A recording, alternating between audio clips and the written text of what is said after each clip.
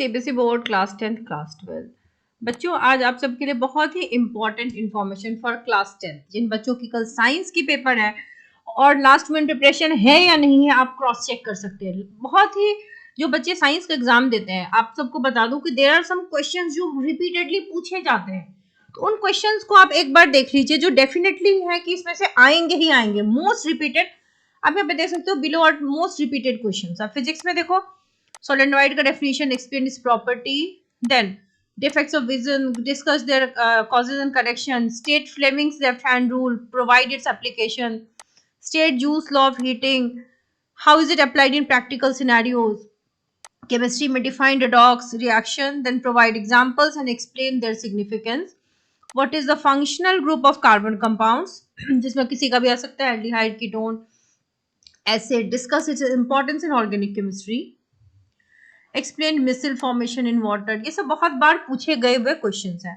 What role does it play in detergency, describe the type of chemical reaction, give examples for each type. Biology में जैसे reflex arc diagram के साथ ही आता है, describe it's component and functioning, explain double circulation in human, why is it important, what are plant hormones, discuss their functions and types, describe the process of photosynthesis, what are the key factors affecting it।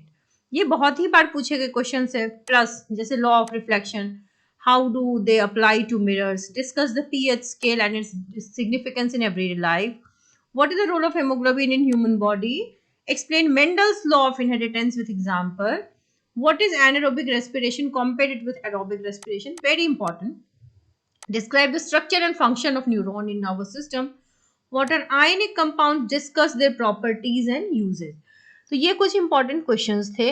अगर आप ऐसे भी देखो तो देखो chapters में like chemical reactions and equations, type जो topic खासकर इंपॉर्टेंट है, types of chemical reaction, balancing equations, pH scale, उसकी properties of acid bases, then metal non metal properties of ionic compound, corrosion prevention, carbon compound में covalent bond, soap versus detergent, सब काफी hit topics हैं। Functional group, homologous series, function of heart, nutrition in plant animal, ये काफी important है। Reflex action, function of hormone, control and coordination, how do organism reproduce in binary fusion, difference between sexual and asexual reproduction, ये सब बहुत ही important topics हैं।